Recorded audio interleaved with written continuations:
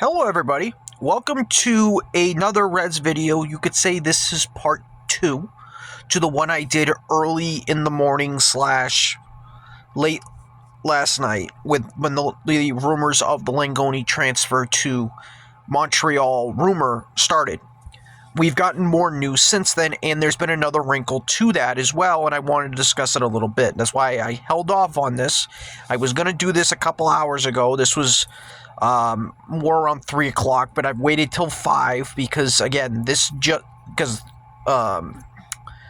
around, like, I want to say 4 o'clock-ish, I saw another wrinkle to this Langoni thing, so that's why I wanted to talk about that. So, the thing with Langoni to Montreal, I had said that there was smoke with this. More has come out to where there has not only been smoke, but legs as well. And I also said that last night. I gave my opinion on the goods and the bads with this. And it seems to me, reading all this, to me it feels like Langoni wants to go. And the reason why I say that is we're going down the same rabbit hole that we went with Ceballos. Now, I know people are going to keep talking about the Ceballos thing, talking about it was because of his family. I don't buy that one bit. I don't at all. This was about money. They wanted to get younger, and this was about how Marco wanted his guy at center back, not Ceballos, and that's why Ceballos wanted out. And remember, Ceballos went out with an injury, and then when he came back, Marco was like, no, I'm not starting you, and he put him at right back. And I wasn't happy he was at right back. I guarantee you he wasn't either. So that's the reason why he went to Montreal. With this one, with Langoni, it's the same friggin' thing. Langoni was your best assister in the first half of the season. I don't mean to go over what I said in the video late last night, but he was your best assister in the first half. When it came to set piece, he was always a threat to create. That's why the Reds were so good at getting goals on set pieces this year, in the first half of the season, I should say. Then he gets hurt, and just like Ceballos, Marco puts Miller up top, keeps playing Yao, keeps playing Marco. That black hole combination has not worked whatsoever.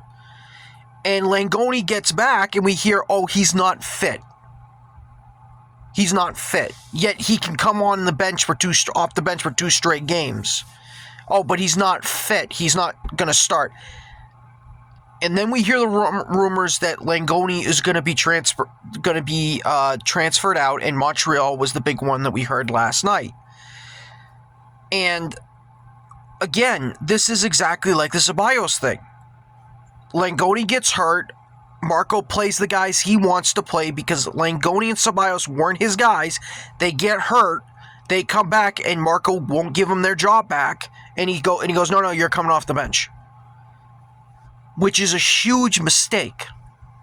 I keep saying. He was such an... The reason why the Reds were so good in the first half of the season was because of Langoni. He unlocked Langoni, and all of a sudden, no, I want to dump him. Why Montreal is the dumping grounds, I don't know. Christian Olivieri, you have Giacomo Vrioni, you have Brian Ceballos, and now it looks like it might be Langoni. That's 4 players. So give me a break on that.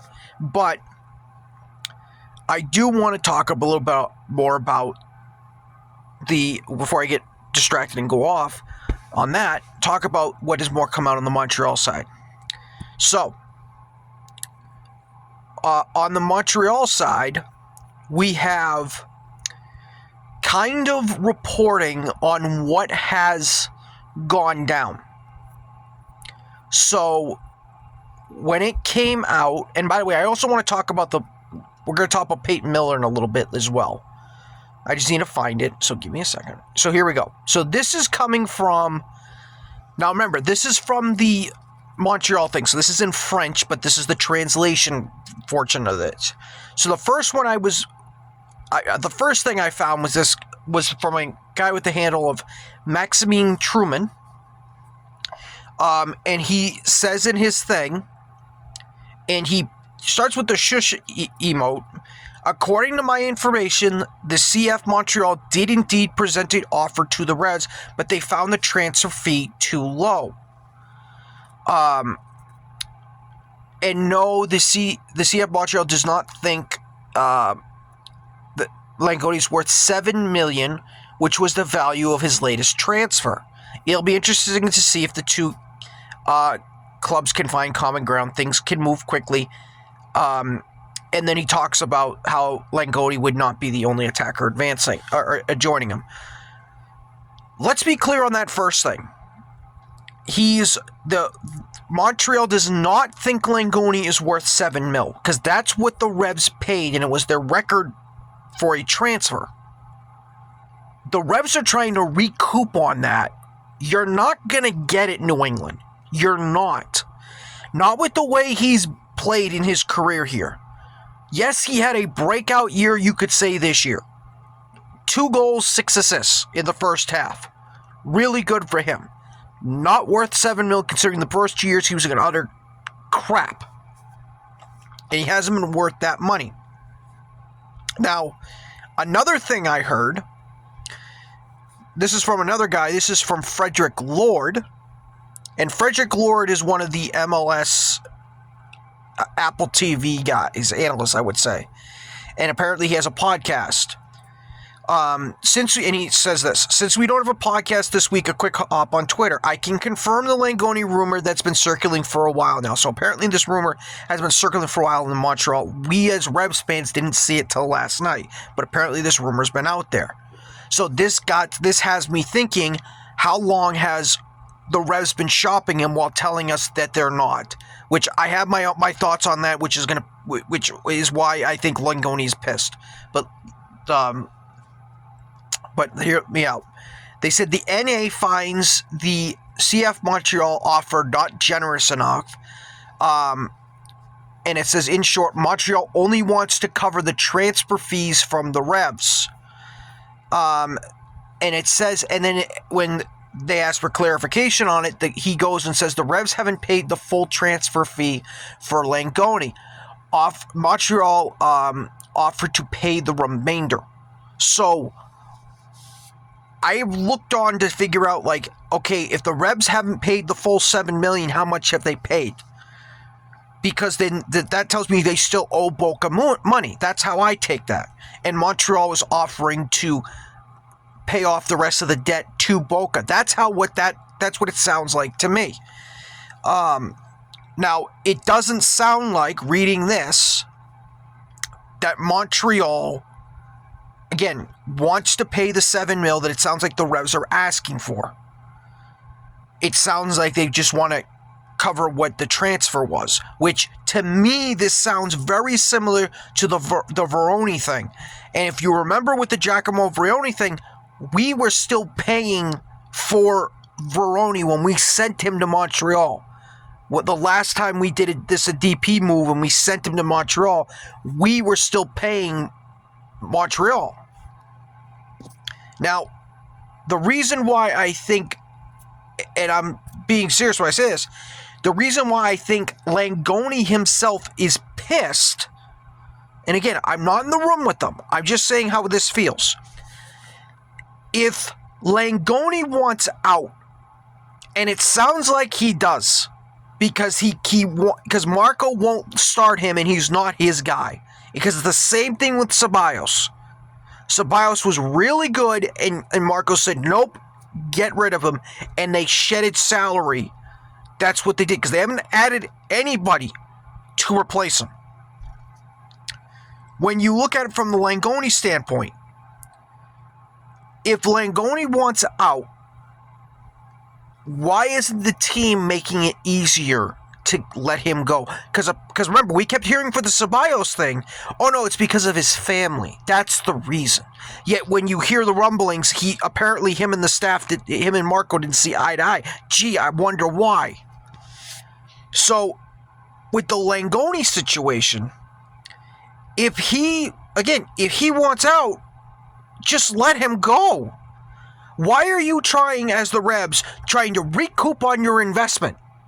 He's not worth $7 million.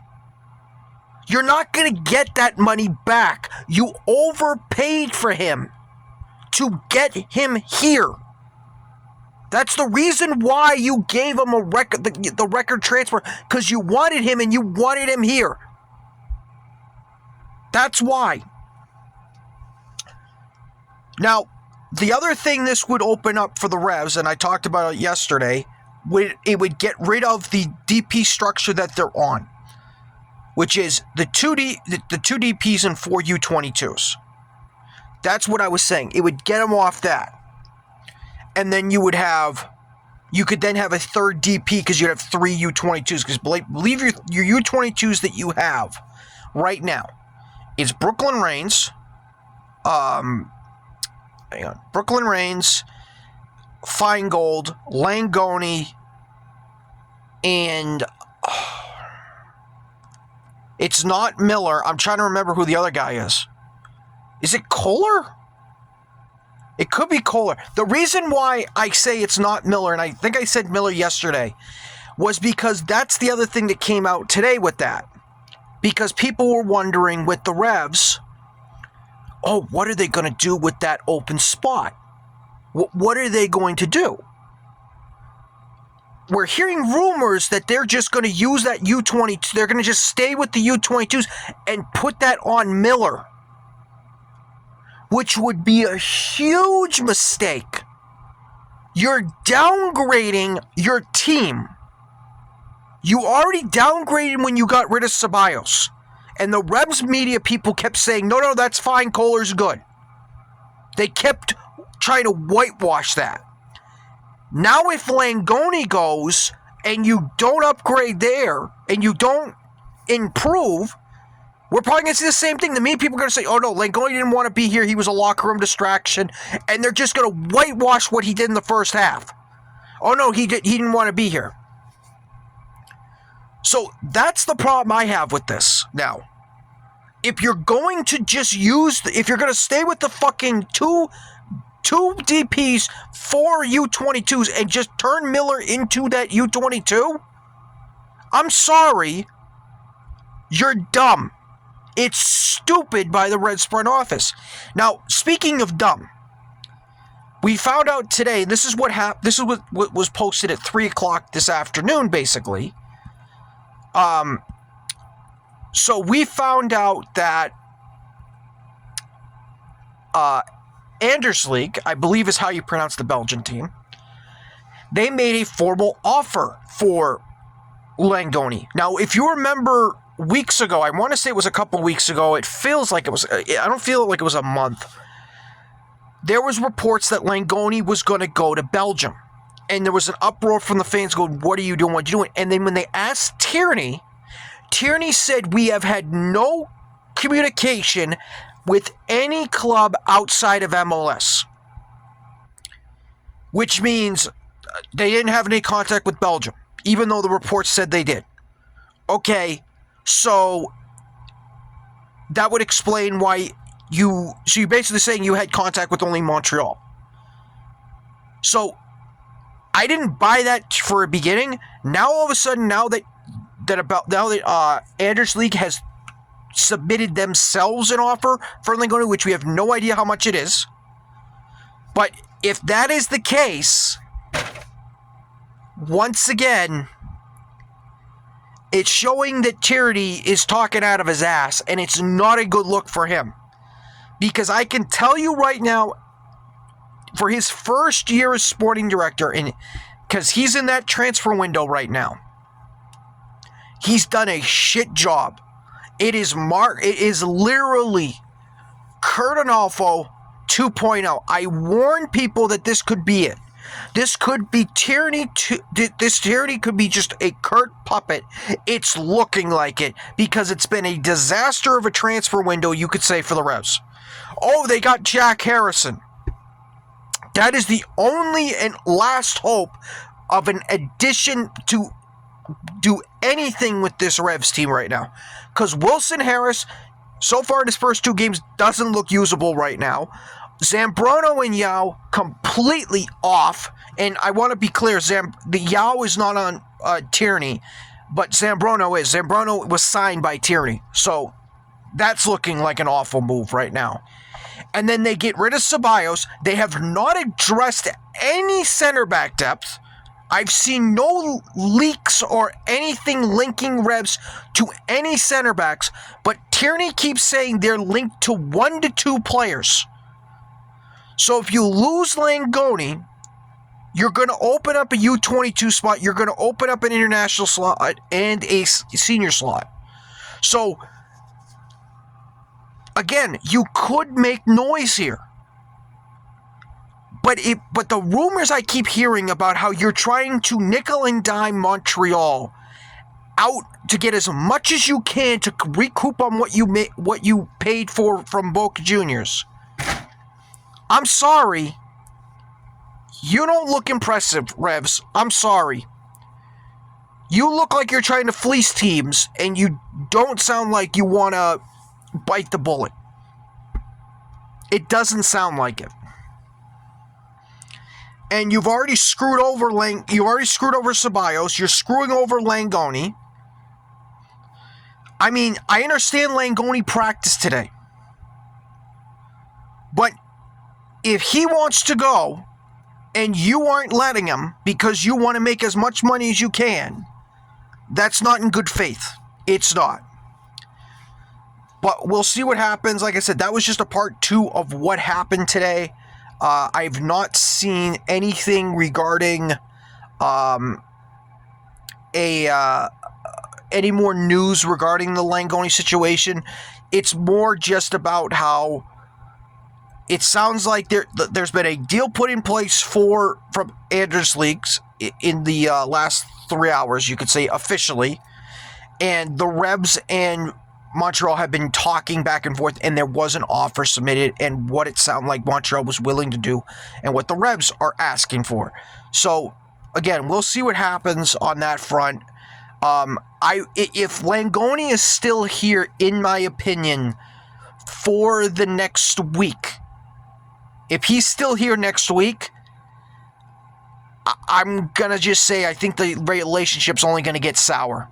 I really do, because I feel like Marco has screwed over Langoni, and Langoni just wants out. So, again, that's my take on that. We'll see what happens. Take care. I'll see you next time.